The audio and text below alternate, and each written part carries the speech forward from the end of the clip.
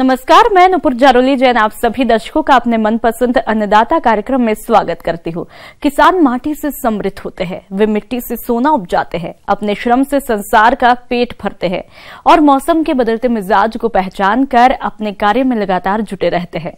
ऐसे ही भारतीय किसानों को खेती बाड़ी से जुड़ी हुई बहुत सी लाभकारी जानकारियां देने के लिए हर रोज सुबह हम आपके साथ आते हैं। तो चिकन खाने के बहुत से नफे नुकसान के बारे में आपने सुना या पढ़ा होगा, लेकिन कड़कनाथ मुर्गी का चिकन खाने के फायदे ही फायदे हैं। इस नस्ल की मुर्गी में औषधीय गुण, कम फैट और हमेशा याद रहने वाला लजीज स्वाद है, इसलिए इसकी मांग बहुत है। अगर आप भी कड़कनाथ नस्ल की मुर्गियों का पालन करना चाहते हैं तो कौन कौन सी बातों का ध्यान रखेंगे, आइए जानते हैं कृषि विज्ञान केंद्र भीलवाड़ा के विषय विशेषज्ञ डॉक्टर CM यादव से। किसानों की आमदनी दुगना करने का जरिया कड़कनाथ मुर्गी पालन। आप सभी किसान भाइयों को मैं बताना चाहूँगा कि खेती के साथ साथ जो पूरक धंधा है वह है पशुपालन। और पशुपालन में भी जिनके पास ज़मीन कम है और लघु किसान हैं, वो किसान एक कड़कनाथ मुर्गी पालन का उद्योग अपनाकर अपनी आमदनी बढ़ा सकते हैं। क्योंकि कड़कनाथ मुर्गी का जो जन्म स्थान है वो मध्य प्रदेश के झाबुआ ज़िले की इसकी उत्पत्ति है। और इस मुर्गी की जो मुख्य रूप से पहचान है कि एक तो इसका जो कलर है वो एकदम काला कलर रहता है और इसकी कलंगी है वो भी काली रहती है, इसकी टांगें हैं वो भी काली रहती है, यदि इसका जो ब्लड है, खून है, वो भी काला रहता है और मीट है वो भी काला रहता है। इन सब काले की वजह से इसको कालामासी भी कहते हैं। यह मुर्गी राजस्थान के सभी ज़िलों में आसानी से पाल सकते हैं क्योंकि ये एक देसी मुर्गी है और मतलब जितने भी जो हार्ड क्लाइमेट है, विपरीत परिस्थितियों में इसको पालकर अपनी आमदनी बढ़ा सकते हैं। और इस मुर्गी का जो अंडा उत्पादन है वो 90 से 100 अंडे प्रति वर्ष है। साथ साथ इसका जो 6 महीने की जो मुर्गी का जो वज़न होता है वो लगभग 1.5 से 2 किलो रहता है और मुर्गे का वज़न 2 से 2.5 किलो के लगभग रहता है। इस प्रकार किसान भाई खेती के साथ साथ मुर्गी पालन अपनाकर अपनी आमदनी को बढ़ा सकते हैं और आमदनी के साथ साथ जो घर का जो पोषण स्तर है उसको भी सुधार सकते हैं। क्योंकि कालामासी जो कड़कनाथ मुर्गी है इसका मीट एक औषधि के रूप में भी काम आ रहा है ताकि परिवार का जो पोषण स्तर है, बच्चों का पोषण स्तर है, महिलाओं का पोषण स्तर है, वो भी इस मुर्गी के द्वारा आसानी से सुधारा जा सकता है। अतः किसान भाई इस मुर्गी को अच्छी तरह पालकर, इसका छोटी इकाई लगाकर, घर आंगन में पालकर, बड़े यदि पालना चाहता है तो वो मुर्गी फार्म खोल के अपनी एक आमदनी का जरिया बना सकता है। अगर सब कुछ ऐसे ही चलता रहा तो जल्द ही आप एक क्लिक पर कड़कनाथ अपने घर मंगा सकेंगे। कड़कनाथ ऐप का मकसद कड़कनाथ की ब्रांडिंग के साथ साथ आदिवासियों को उनकी मेहनत का सही दाम दिलाना भी है। असल में कड़कनाथ की पौष्टिकता और स्वाद उसे सामान्य चिकन से अलग करते हैं। जहां सामान्य चिकन में प्रोटीन 18 से 20% होता है तो वहीं कड़कनाथ में प्रोटीन की मात्रा 25 से 27% होती है। सामान्य चिकन में फैट 13 से 25% होता है तो कड़कनाथ में फैट 0.73% से 1.03% तक ही होता है। लिकोनिक एसिड सामान्य मुर्गों में 21% होता है तो वहीं कड़कनाथ में इसकी मात्रा 24% होती है। इस मुर्गी को जो खिलाई पिलाई की जाती है वो कोई विशेष नहीं है। पहले लगभग 6 सप्ताह तक इसको संतुलित आहार दिया जाता है जिसमें प्रॉपर मात्रा में प्रोटीन, प्रॉपर मात्रा में वसा, प्रॉपर मात्रा में कार्बोहाइड्रेट रहता है, अमीनो एसिड और विटामिन सभी इसमें शामिल रहता है ताकि इसकी जो ग्रोथ है वो अच्छी रहे। और इसके साथ साथ जो इसका हाउस है वो साफ़ सुथरा रहना चाहिए ताकि इसमें किसी प्रकार की कोई बीमारी नहीं आए। इस प्रकार कड़कनाथ मुर्गी पालन कर। चलिए अब रुख करते हैं अगली कड़ी की तरफ।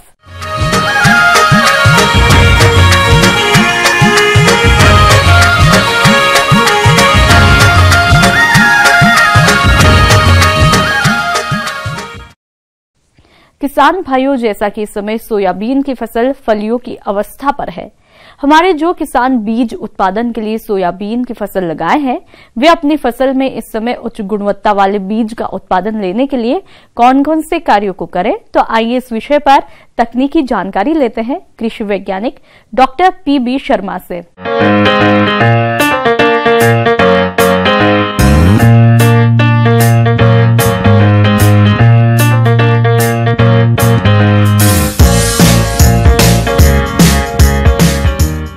सोयाबीन की फसल आपकी इस मौसम की पकने की अवस्था में है। यहाँ विशेष रूप से ध्यान देने की बात है कि जो वैरायटी आपकी कम अवधि की है, जैसे जवाहर सोयाबीन 2034, तो निश्चित रूप से इसकी जो फसल है वो लगभग 1 सप्ताह के अंदर पक के तैयार हो जाएगी। अब परिपक्वता की स्थिति को देखते हुए आपको अभी सोयाबीन की फसल में जो काम करना है उसमें ये कि जो फसल आपको 1 हफ्ते बाद कटाई करना है, उसकी कटाई के पहले आप उसमें बीज का शुद्धिकरण का काम आवश्यक रूप से करें। शुद्धिकरण यानी कि जिस वैरायटी को आपने लगाया है, उदाहरण के लिए JS 2034 लगाई है और उसमें अगर JS 9752 या JS 2029 या अहिल्याचार या किसी भी दूसरी वैरायटी का बीज मिक्स हो गया है तो वो इस समय आपको अलग पहचान में आ जाएगा। पकने की अवस्था के हिसाब से या फलियों के ऊपर जो रोए होते हैं उनके हिसाब से, फली के आकार के मान से, जो भी है आप पहचान लेंगे कि ये विजातीय पौधा है। ऐसे विजातीय पौधों को आप अपने खेत से निकाल दें, खास तौर से उतने क्षेत्र में जिस क्षेत्र का बीज आपको अगले वर्ष के लिए सुरक्षित रखना है। चारकोल राट या ड्राई रूट राट जो बीमारी पौधों में आती है, ऐसे प्रभावित पौधों का बीज आप ना रखें, उनको उखाड़ के अलग कर दें और अपनी बुआई के लिए जो बीज बनाएं उसमें कोई भी पौधा एलोवेन मोजेक से प्रभावित नहीं होना चाहिए, ताकि अगले वर्ष के लिए आपके पास स्वस्थ बीज उपलब्ध हो। किसान भाइयों, अब बात आती है कि फसल की कटाई और गहाई के समय कौन कौन सी सावधानियां रखी जानी चाहिए जिससे गुणवत्ता युक्त अधिक सोयाबीन का बीज उत्पादन लिया जा सके। आइए जानते हैं। कटाई के समय किसान भाई ध्यान देवें कि सोयाबीन की फसल में कुछ किस्में तो ऐसी हैं कि जिनमें फलियां भी पीली भूरी पड़ जाती हैं और पत्तियां भी झड़ने लगती हैं। 80-90% पत्तियां झड़ जाती हैं और 80% के करीब फलियां पीली भूरी पड़ जाती हैं। इसके लिए आप ध्यान दीजिएगा कि 70-80% फलियां पीली भूरी पड़ जाती हैं तो आप कटाई कर सकते हैं। हंसिया आपका धारदार, अच्छी तरह धारदार होना चाहिए। जहां बड़े पैमाने पे कंबाइंड हार्वेस्टर से कटाई कराते हैं, वैसी स्थिति में आप देखिएगा कि फसल उखड़ना नहीं चाहिए। हार्वेस्टर से कटाई में अगर आपने फसल पूरी नहीं पकी है और कटाई उसी से करा रहे हैं तो कई बार ये देखने में आया है कि पौधों के साथ मिट्टी, खरपतवारों का रस दाने के साथ मिलके दाने के ऊपर एक कोटिंग कर देते हैं, एक परत चढ़ा देते हैं, जिसमें जो हानिकारक फफूंद के जीवाणु उसके साथ दाने में सुरक्षित हो जाते हैं।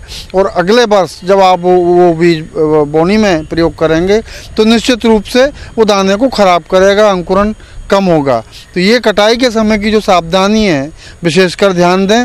हार्वेस्टर से कटाई के समय सबसे पहली जो सावधानी है वो आपको देखना ये है कि हार्वेस्टर का टैंक और दूसरे जहाँ से चैनल्स बीज निकलता है उन चैनल्स को अच्छी तरह साफ़ कराएं ताकि आपकी फसल का जो बीज है वो मिक्सचर ना हो। फिर हार्वेस्टर से कटाई के बाद सीधे आप भंडारण ना करें। आप जो उत्पादन है उसको गोडाउन में या खुले में जैसी भी स्थिति हो आप फैला दें और कम से कम 3-4 दिन के लिए उसको अच्छी तरह धूप में सुखा लें। अगर धूप नहीं निकल रही है, पानी का मौसम है, तो अंदर गोडाउन में पंखे, शेड में पंखे चला के आप उसको अच्छी तरह सुखा लें, साफ़ कर लें।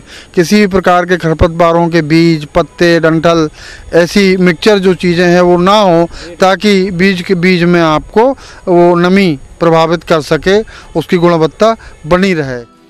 किसान भाइयों, अभी आपने सोयाबीन की कटाई और गहाई के समय रखी जाने वाली सावधानियों के बारे में जानकारी हासिल की। अब आइए जानते हैं बीज के सुरक्षित भंडारण तकनीक के बारे में। भंडारण की जब बात आती है, कटाई के बाद जब आप बीज सुखा लेते हैं, उत्पादन सुखा लेते हैं, तो भंडारण के समय आपके बीज में ज़्यादा से ज़्यादा 10% नमी होना चाहिए। इससे ज़्यादा नमी यदि बीज में होती है या दाने में होती है तो ये हो सकता है कि उसमें आगे चल के फफूंद पैदा करे और बीज खराब कर दे। बीज का भंडारण बोरों में किया जाता है, जूट के बोरों में किया जाता है तो सबसे अच्छा होता है। लेकिन ये बोरे ज़्यादा पुराने नहीं होने चाहिए। यदि पुराने हो जाते हैं या 1-2 साल पुराने हैं तब भी आप इसको कोई भी कीटनाशक इसके घोल से आप इनको बोरों को उपचारित कर लें, इनको सुखा दें, उसके बाद इनमें सूखने के बाद भंडारण करें। भंडारण जिस भी स्थान पर करें उसमें नमी की स्थिति बिल्कुल नहीं होना चाहिए। सूखे स्थान में भंडारण करना आवश्यक है। बीज के उपयोग के लिए आप भंडारण कर रहे हैं तो आप देखें कि बोरों की जो छल्ली है वो 4 या 5 बोरों से ज़्यादा छल्ली नहीं लगाना चाहिए, नहीं तो नीचे के बोरों का जो अंकुरण है वो कम होने लगता है। मैं सभी किसान भाइयों से निवेदन करूंगा कि ये छोटी छोटी चीज़ें हैं जिनसे आपके उत्पादन की जो क्वालिटी है, गुणवत्ता है, वो सुधरेगी। निश्चित रूप से इन चीज़ों को ध्यान में रखिए। किसान विभिन्न फसलों की खेती करते हैं और इन फसलों में कई प्रकार के खरपतवारों का प्रकोप होता रहता है। इसके अलावा फसलों में सिंचाई के लिए पानी की भी अधिक आवश्यकता रहती है। तो ऐसी स्थिति में किसान अगर पॉलीथीन मल्च लगाकर खेती करते हैं तो इन सभी समस्याओं से बच सकते हैं। तो फसलों में पॉलीथीन मल्चिंग किस प्रकार से उपयोगी है, इस बारे में विस्तार से जानकारी दे रहे हैं डॉक्टर रोशन चौधरी।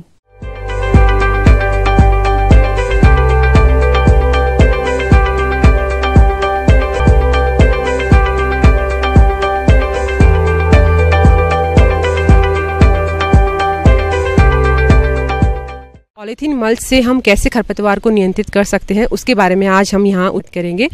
खरपतवार आप सभी लोग जानते हैं, खरपतवार एक मुख्य फसल का उत्पादन कम करने के लिए सबसे बड़ा रोल प्ले करता है, जिससे 37% तक नुकसान होता है उत्पादन में। किसान भाइयों, सबसे पहले जानते हैं प्लास्टिक मल्चिंग क्या है।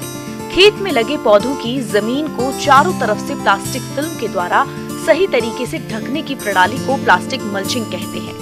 यह प्लास्टिक फिल्म कई प्रकार और कई रंग में आती है। इसका चयन जलवायु एवं फसल के आकार प्रकार के अनुसार किया जाता है।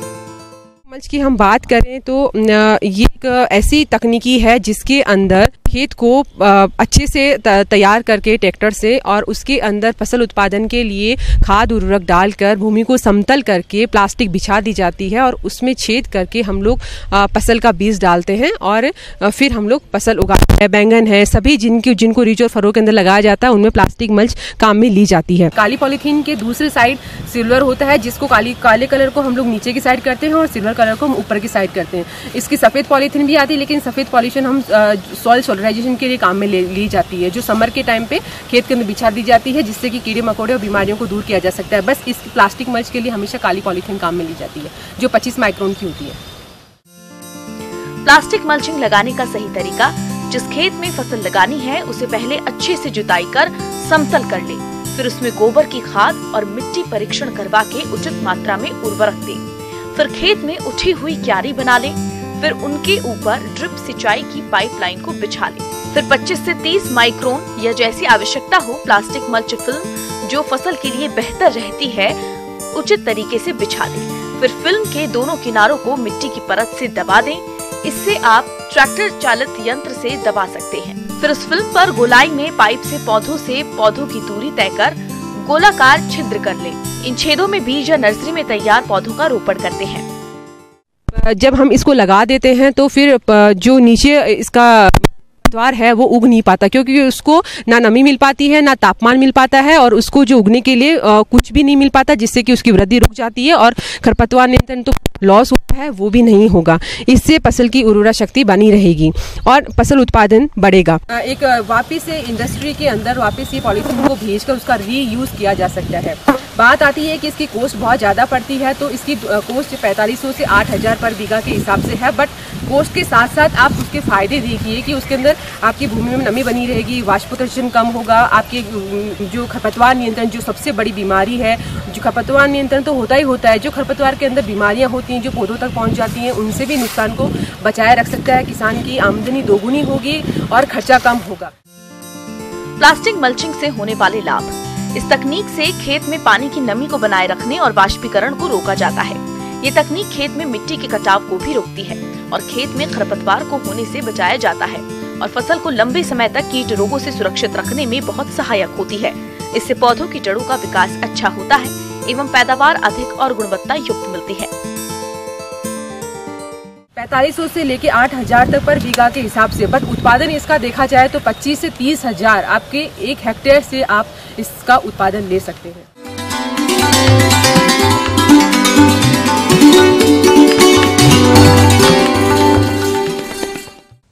जॉन डियर अन्नदाता हेल्पलाइन निशुल्क फोन संपर्क सेवा के माध्यम से आपके द्वारा पूछे गए प्रश्नों में से 1 या 2 महत्वपूर्ण प्रश्नों को हम अपने कार्यक्रम में शामिल करते हैं। इसी के तहत आज का चयनित प्रश्न और उसका जवाब इस प्रकार है। निःशुल्क अन्नदाता हेल्पलाइन में आज हमने जिस प्रश्न को शामिल किया है उसे पूछा है गांव गुमानपुरा, जिला बूंदी के महावीर बैरागी ने। आपने दुधारू पशुओं में थनैला रोग के निदान और बचाव के बारे में जानकारी चाहिए है, तो इसके लिए देखिए कार्यक्रम का यह अंश।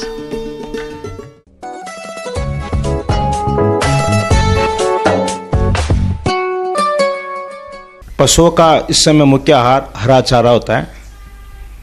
इस हरे चारे से जो बीमारियां इस समय जो पशुओं में होती है, थनैला रोग इस समय काफ़ी होता है।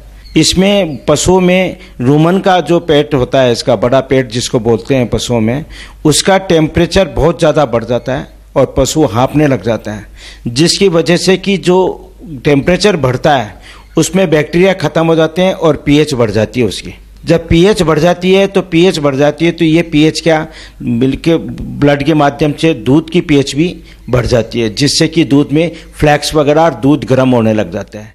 इस रोग के अंदर पशु जब ब्याता है तो उनके थन के अंदर दूध कम हो जाता है, दूध खराब हो जाता है, दूध में खून आने लग जाते हैं, गादी के अंदर सूजन आ जाती है। इस प्रकार से पशुपालक को आर्थिक हानि उठानी पड़ती है। पशु दूध से चला जाता है, पशु का थन खराब हो जाता है, टूटकर कई बार गिर जाता है। ये एक आम बीमारी है।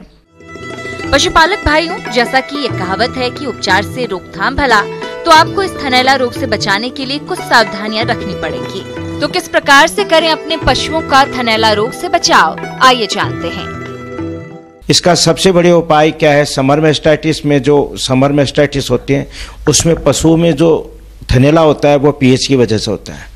इसके लिए सभी पशुपालक भाइयों से मेरा है कि हर 7 दिन में अपने पशुओं को 100 ग्राम सोडा बाइकार्ब या तो गर्म पानी में दें या फिर अखबार की पुड़ी में बांधकर पुड़ी सहित खिलाएं। इससे क्या है कि उसकी पीएच कंट्रोल करने में अपन को सहायता मिलेगी, जिससे गर्माहट नहीं मिलेगी पशुओं में, पशु हाँपेगा नहीं और उसका बॉडी टेम्परेचर बढ़ेगा नहीं, जिससे कि पीएच बढ़ेगी नहीं और दूध सामान्य निकलेगा। यह भी एक ऐसा घरेलू उपाय है जिससे अपन इसको मेस्टाइटिस को रोक सकते हैं। पशुपालक भाई अपने बाड़े को बिल्कुल साफ सुथरा रखें, ज़्यादा गीला नहीं रखें।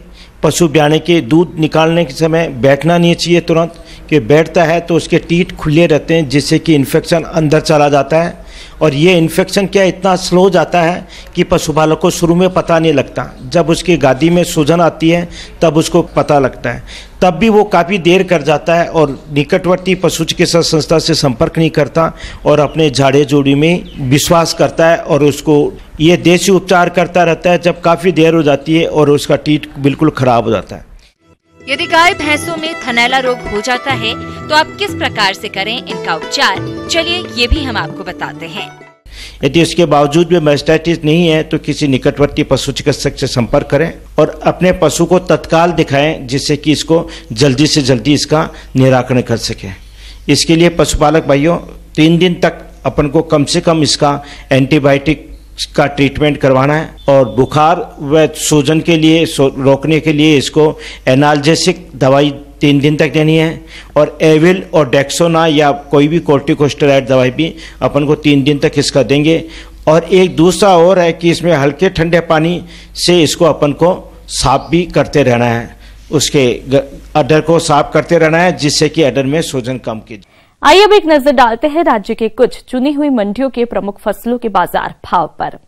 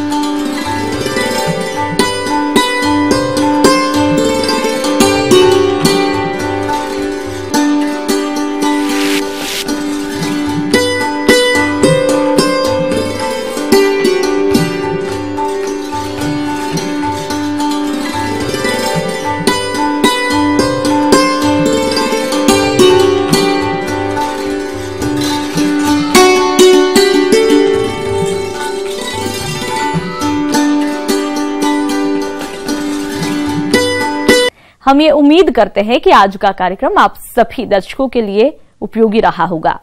किसान भाइयों, अन्नदाता आपकी सेवा के लिए संकल्परत है। कृषि संबंधित समस्या और सुझावों के लिए आप हमें इस पते पर भी संपर्क कर सकते हैं। प्रोड्यूसर अन्नदाता, news 18 Rajasthan, Ramoji film city, Hyderabad 501512। साथ ही आप हमें ईमेल भी कर सकते हैं। हमारा ईमेल है p18annadaata@nw18.com। इसके अतिरिक्त आप हमें जॉन डियर निःशुल्क हेल्पलाइन नंबर 18004192 पर सोमवार से शनिवार सुबह 10 से शाम 4 बजे के बीच संपर्क कर सकते हैं।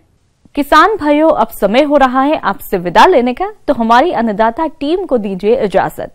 कल फिर आपसे मुलाकात होगी कृषि संबंधित कुछ और महत्वपूर्ण जानकारियों के साथ। नमस्कार।